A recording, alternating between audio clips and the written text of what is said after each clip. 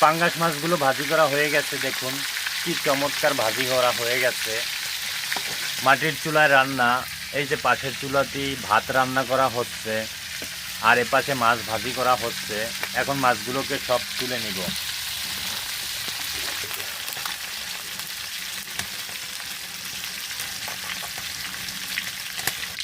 মাছগুলো ভাজি করা হয়ে গেছে। এখন মাছ ভাজার তেল দিয়েই মাছগুলো ভুনা করব। প্রথমে দিয়ে দিলাম পেঁয়াজ কুচি, এখন দিয়ে দেব রসুন বাটা, তারপরে দিব আদা বাটা, এখন দিয়ে দিলাম জিরার গুঁড়ো,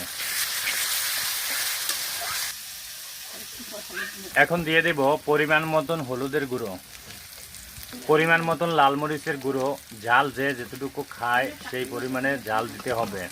স্বাদ মতন লবণ দিয়ে দিলাম, দিয়ে মশলার সাথে ভালো করে মাখিয়ে নিব। পরিমাণ মতন পানি দিয়ে মশলাগুলোকে খুব সুন্দরভাবে কষিয়ে নিতে হবে।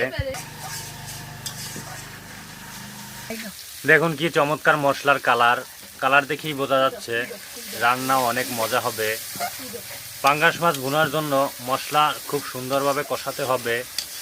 যে কোনো রান্না মজা হওয়ার জন্য মশলার উপরে ডিপেন্ড করে।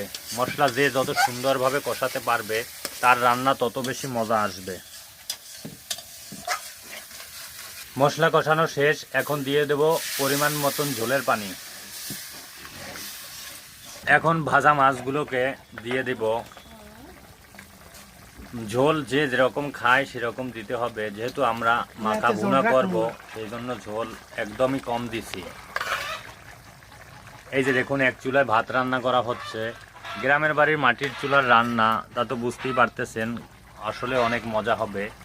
সব মাছগুলোকে দিয়ে দেব, তার একটু পরেই আবার আমাদের রান্না শেষ হয়ে যাবে।